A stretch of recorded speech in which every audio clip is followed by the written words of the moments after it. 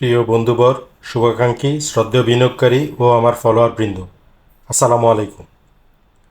Online institute of stock market এবং stock market ডিসকাশনের পক্ষ থেকে আমি সোহেল রানা মাইক্রোসফট এক্সেল ফুল বাংলা টিউটোরিয়াল ক্লাসে আপনাদের সকলকে জানাচ্ছি স্বাগত। আমি গত 30শে সেপ্টেম্বর 2023 রোজ শনিবার এক্সেল নিয়ে ইন্ট্রোডাকশন ভিডিও সম্প্রচার করেছিলাম। আমি মনে প্রাণে বিশ্বাস করি, উন্নত জাতি হিসেবে নিজেকে গড়ে তুলতে হলে সেখানে আপনার আমার সকলের ভূমিকা রাখতে হবে। যে জাতি যত শিক্ষিত সে জাতি তত উন্নত। আমি আমার সংক্ষিপ্ত জীবনে ছোট ছোট ভূমিকা পালন করার চেষ্টা করছি। আমার মেইন ফোকাস শেয়ার মার্কেট হলেও তার বাইরে আমি সামাজিক দায়বদ্ধতা থেকে কিছু দায়িত্ব পালন করে সমাজ বা রাষ্ট্রের সামান্য ভূমিকা হলেও পালন করতে চাই। মহান সৃষ্টিকর্তা সৃষ্টির সেরা জীব হিসেবে পৃথিবীতে পাঠিয়েছেন। সেই হিসেবে আমাদের সকলেরই কিছু না কিছু দায়িত্ব আছে। চলুন আমরা নিজেদের লিমিটেড জ্ঞান থেকে কিছু জ্ঞান বিলিয়ে দিই। জ্ঞানই একমাত্র জিনিস যা বিলিয়ে দিলে কমে না, বরং বাড়ে। আমি আর কথা না বাড়িয়ে আজকের মূল আলোচনাতে চলে যেতে চাই।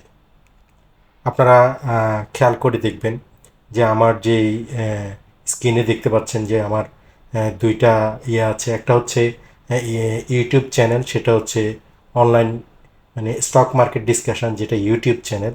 আর আরেকটা হচ্ছে online institute of stock market, যেটাকে আমি সংক্ষেপে ওয়াইএসএম বলি, সেটা আমার ফেসবুক পেজ। সো আমরা এখান থেকেই আমাদের আলোচনাগুলো করার চেষ্টা করব। যেহেতু আজকে মনে করেন যে ক্লাস 1 এবং প্রথম পর্ব, সবাইকে আবারও স্বাগত জানাচ্ছি। সাথে আপনাদের সাথে কিছু ইন্ট্রোডাকশন কথা বলে নিই। সেটা হচ্ছে যাদের মনে করেন ল্যাপটপ এবং ডেস্কটপ পিসি আছে, তারা আসলে এই সফটওয়্যারটি কিন্তু আপনারা ইয়ার সাথেই পেয়ে যাওয়ার কথা। যদি না পেয়ে থাকেন তাহলে আপনারা এটা ইনস্টল করে নেবেন। তো চলুন আমরা এক্সেল শিট কীভাবে কী করতে হয় পুরো জিনিসটা আপনাদেরকে একটু প্র্যাকটিক্যালি দেখিয়ে দেওয়ার চেষ্টা করি। আপনারা স্ক্রিনে দেখতে পাচ্ছেন কিনা জানি না, আপনারা একটু খেয়াল করে দেখেন। আমি চাইলে মাইক্রোসফট এক্সেল ফাইলটা এখান থেকে নিতে পারি। সেটা হচ্ছে এই যে নিউ আছে, এখানে গিয়ে আমার এখানে গেলেই অনেকগুলো দেখাবে Microsoft publisher documents, Microsoft project document, তারপরে মাইক্রোসফট এক্সেল ওয়ার্কশিট। আমরা ওয়ার্কশিটটা নিব। তো আমরা যদি মাইক্রোসফট ওয়ার্কশিটটা যদি এভাবে ক্লিক করি, দেখেন আমাকে এখানে একটা শর্টকাট একটা চলে এসেছে। এখন আমরা এটা দিয়েই আসলে কাজ করার চেষ্টা করব। আমরা যদি এখন এটাকে ডাবল ক্লিক করি, দেখেন এটা ডাবল ক্লিক করে একটা ইন্টারফেস আমাদের সামনে চলে এসেছে। তো এই আমি ইন্টারফেসটা দেখার পরে যেটা হচ্ছে সেটা হচ্ছে যে আপনাদের বোঝার সুবিধার্থে বলতেছি। দেখেন এখানে আমি যদি কার্সরটা রাখি, তাহলে দেখবেন যে এখানে একটা প্লেসে যেখানে আছে সেটার একটা পরিচিতি আছে, আইডেন্টিটি আছে। তার আগে আমি আপনাদেরকে একটু পরিচয় করে দিই। আসলে এক্সেল শিট মূলত আসলে কাজ হয় সেটা হচ্ছে মূলত রো আর কলামের উপরে। এখন কথা হচ্ছে আমি রো কীভাবে চিনবেন। রো হচ্ছে এগুলা, এই যে 1 2 3, এগুলো হচ্ছে রো। আর কলাম হচ্ছে এই যে ABCD দেখতে পাচ্ছেন এগুলা।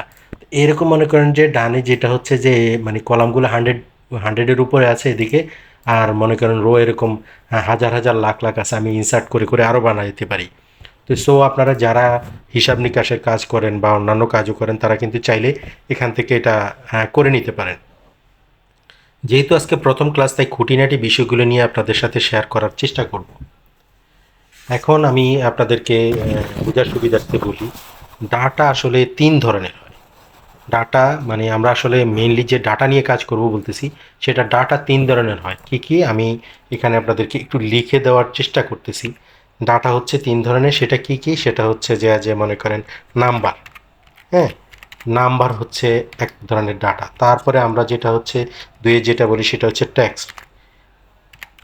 টেক্সট হচ্ছে একটা ডাটা। অর্থাৎ আমরা যে বলতেছি যে ডাটা 3 ধরনের, সেটা হচ্ছে আর 3 যেটা সেটা হচ্ছে ফর্মুলা। হ্যাঁ, জাস্ট এটা আমি আপনাদেরকে স্ক্রিনের সামনে এটা লিখে দিয়ে আপনাদেরকে জাস্ট দেখাইলাম যে এই 3 ধরনের ডাটা নিয়ে আসলে কাজ করতে হয়। তাহলে এই ফর্মুলার উপরে ভিত্তি করেই কিন্তু আমরা মাল্টিপল রো, মাল্টিপল কলাম এগুলা অ্যানালাইসিস করার চেষ্টা করব, বা আপনিও চাইলে চেষ্টা করতে পারেন। তো আমি এটা এখন মুছে দিলাম। যেটা হচ্ছে আমি এখন মনে করেন প্র্যাকটিক্যালি দেখানোর চেষ্টা করব যে প্রথমে ফাইলটি মানে সেভ করার চেষ্টা করব। দেখেন এই যে আমি ফাইলটা ওপেন করলাম, এই ফাইলটাকে আপনি সেভ করার জন্য আপনি যেখানে শর্টকাট একটা সেভ দেওয়া আছে, আপনি চাইলে Ctrl+S দিয়েও সেভ করতে পারেন, অথবা এই ফাইলের মধ্যে গিয়ে এই যে সেভ অ্যাজ, এখানে যদি আমি ক্লিক করে দিই আমাকে কিন্তু ডেস্টিনেশন চাচ্ছে, ব্রাউজারে গিয়ে আমি কোন জায়গায় এটা সেভ করব। আমি যেহেতু শর্টকাটে কাজ করার জন্য আমি চেষ্টা করব যে ডেস্কটপে এটা দিয়ে দেওয়ার জন্য। ডেস্কটপে মনে করেন যে এটার নাম দিলাম মনে করেন যে মাইক্রোসফট অফিস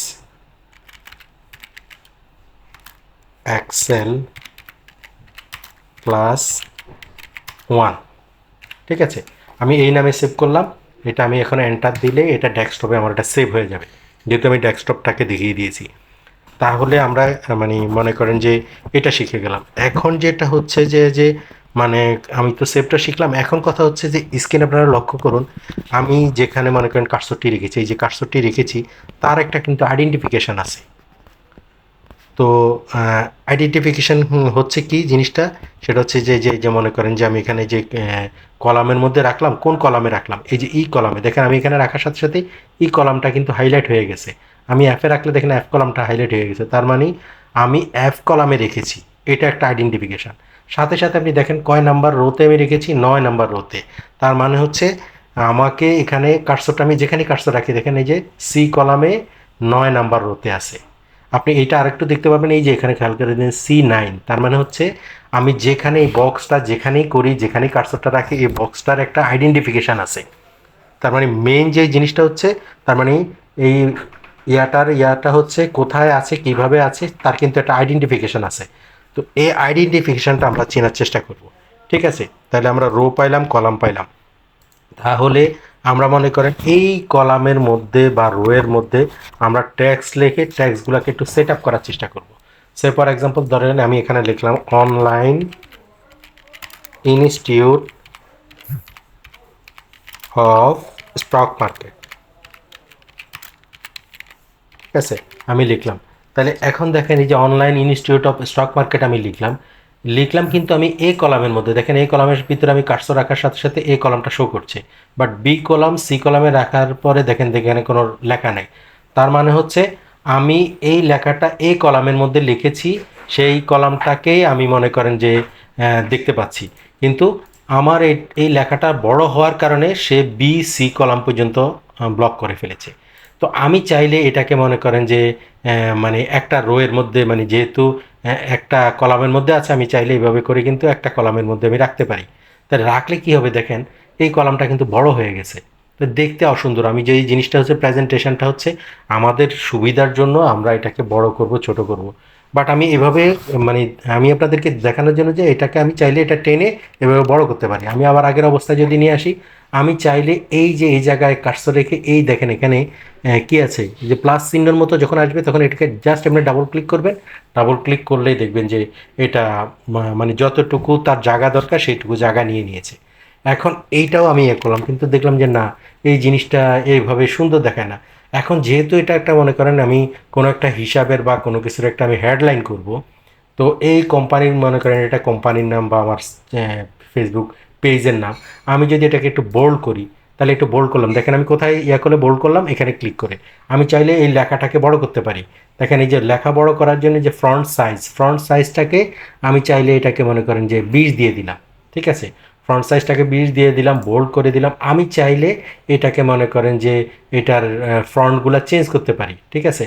এখন হচ্ছে যে আপনারা চাইলে এরিয়াল ব্লক করতে পারেন, আপনারা চাইলে নিউ রোমান করতে পারেন, এখানে টাইপ করলেও কিন্তু চলে আসবে। হ্যাঁ, আপনি যদি টাইপ করেন নিউ, তাহলে নিউ রোমানও চলে আসবে। আপনারা যেটা করতে চান, যেটার মধ্যে করতে চান সেটা চলে আসবে, নিউ রোমান। নিউ রোমান এনের মধ্যে হয়তো আছে। তো এখনই হচ্ছে যে এইভাবে করে আপনারা চাইলে এগুলা করতে পারেন। আর এখানে যেটা ছিল সেলিব্রিটি, এটাও কিন্তু খারাপ না, ঠিক আছে। এখন আমরা যদি এইটাতে এইটা ছিল আগে, এখন এই যে সেলিব্রিটি চলে আসলাম। তো সিলিবরি যেটা সেটাও খারাপ না। এখন কথা হচ্ছে যে আমরা এইটা দিয়ে দেখলাম যেটা করা যায়। আমি চাইলে কিন্তু এটা একটু ইটালিক লেখা করতে পারি, একটু মানে বাঁকা হবে। এই যে দেখেন, এটা ক্লিক করলাম, বাঁকা হয়ে গেল। আবার এটাতে ডাবল ক্লিক করলে সে উঠে গেল। আমি চাইলে এটাকে আন্ডারলাইন করতে পারি, দেখেন এই যে আন্ডারলাইন। আপনি চাইলে এটাকে আন্ডারলাইন, ডাবল আন্ডারলাইনও করতে পারেন, যেখানে ডাবল আন্ডারলাইন আছে। এখন এই ডাবল আন্ডারলাইনটা যদি আপনার পছন্দ মতো ডাবল আন্ডারলাইন প্রয়োজন হয় দিবেন। আপনার প্রেজেন্টেশনটা কেমন হবে, আপনি এটাতে আবার ক্লিক করলে এটা চলে যাবে, চলে গেল। এখন যেটা হচ্ছে, আমি যদি মনে করেন যে চিন্তা করলাম যে এটাকে করব, মানে এই লেখাটাকে বড় করলাম, এটা 20 করলাম, কিন্তু আমার এই লেখাটার নিচে আমি অনেকগুলি কলাম সাজাবো, কিন্তু দেখেন আমি সাজাতে পারছি না। মনে করেন যে এই জিনিসটা একটা জায়গা দখল করে আছে, যার কারণে আমি করলাম কি, এটাকে আমি চাইলে এটাকে এভাবে সিলেক্ট করে আমি এই যে মার্সেল আছে না, মার্সেল করে এটা আমি মার্সেল করে দিতে পারি। মার্সেল করলে দেখেন আমার কলামগুলো এবং রোগুলার কোনো পরিবর্তন না হয়ে সে কিন্তু এই জায়গার মধ্যে চলে আসছে। এখন এটা চাইলে মানে আপনি এই মার্সেলটা আবার যদি তুলে দিতে চান, এটা আরেকবার ক্লিক করলে চলে যাবে। তাহলে আমরা মার্সেলটা কিভাবে করে, এইভাবে মার্সেল করে। এরপর আপনি চাইলে এই কলামে এই কলামে কিছু কিছু লিখতে পারেন। হ্যাঁ, আমরা একটু পরবর্তী ক্লাসগুলোতে 2 নম্বর বা 3 নম্বর ক্লাসগুলোতে আপনাদেরকে দেখিয়ে দেওয়ার চেষ্টা করবো, যেহেতু আজকে প্রথম ক্লাস, সুতরাং খুঁটিনাটিগুলো জিনিসগুলো একটু দেখাই। তাহলে আমরা এটা করতে, আপনি চাইলে এই হেডলাইনটাকে মনে করেন যে একটু ইয়াও করতে পারেন, কালারও করতে পারেন। আপনি যদি ফিল্ডের কালার করবেন, তাহলে দেখেন এই যে এখানে ক্লিক করবেন, এখানে লেখা আছে দেখেন ফাইল, মানে ফিল্ড কালার আর কি। এই যেটাতে করলে আপনি চাইলে এইটা কালার করতে পারেন, আপনি চাইলে এরকম একটা কালার করতে পারেন, অথবা এরকম করতে পারেন। কালার করলাম। এখন আপনি চাইলে লেখাটাও কিন্তু কালার করতে পারেন। লেখা কালার করার জন্য যে দেখেন এখানে ফ্রন্ট কালার বলা আছে, এখানে ক্লিক করবেন। ক্লিক করার পরে আপনার যেটা পছন্দ হয়, এটা পছন্দ হইলে এইটা, এটা পছন্দ হইলে এটা, আমি মনে করেন এটা পছন্দ করলাম, এটা দিয়ে দিলাম। তাহলে এই যে দেখলেন, তাহলে আমরা কি দেখলাম যে জিনিসটা এখান থেকে এখানে ইয়া হয়। তাহলে আমরা ওপেন করলাম এইটাকে, আমি এখন যদি মানে যে লেখাটা, এটাকে আমি আবার যদি সেভ করে দেই, তাহলে আমার আগের ইয়ার মধ্যে সেভ হয়ে যাবে। তো এখন যেই জিনিসটা, এই জিনিসটাতে মনে করেন যে আপনাদের সাথে এটা একটু শেয়ার করা আর কি। ঠিক আছে, বুঝতে পেরেছেন নিশ্চয়ই। তো আহ, আমি মনে করেন যে এই জিনিসগুলো আপনাদেরকে দেখানোর চেষ্টা করলাম আর কি। তো বন্ধুরা, আমরা আজকে যেহেতু ক্লাসে মানে কি কি শিখলাম, আমরা যদিও প্রথম ক্লাস, তাই এই জন্য ছোট ছোট জিনিস শিখবো। কী কী জিনিস শিখলাম দেখেন, একটু খেয়াল করে দেখেন। আমরা যা শিখলাম সেটা হচ্ছে আমরা কিভাবে এক্সেল ফাইল ওপেন করতে হয়, আমরা সেই জিনিসটা শিখলাম। তারপরে কিভাবে এক্সেল ফাইলটা আবার সেভ করতে হয় সেটাও কিন্তু আমরা শিখলাম।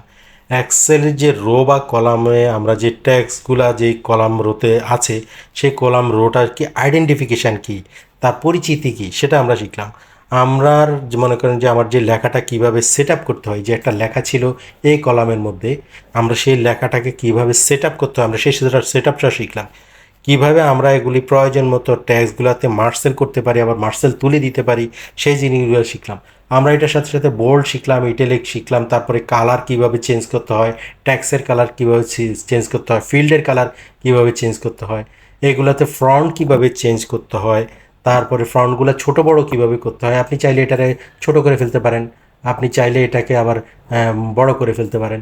তো এই যে টোটাল জিনিসগুলো, এই জিনিসগুলো আমরা মনে করেন যে শিখলাম। আমি যদি এটাকে মনে করেন 20 করে দিই, তাহলে 20 হয়ে গেল। এখন কথা হচ্ছে, আপনি চাইলে এখান থেকেও কিন্তু এই যে বড় ছোট আর করতে পারেন, এভাবে করতে পারেন।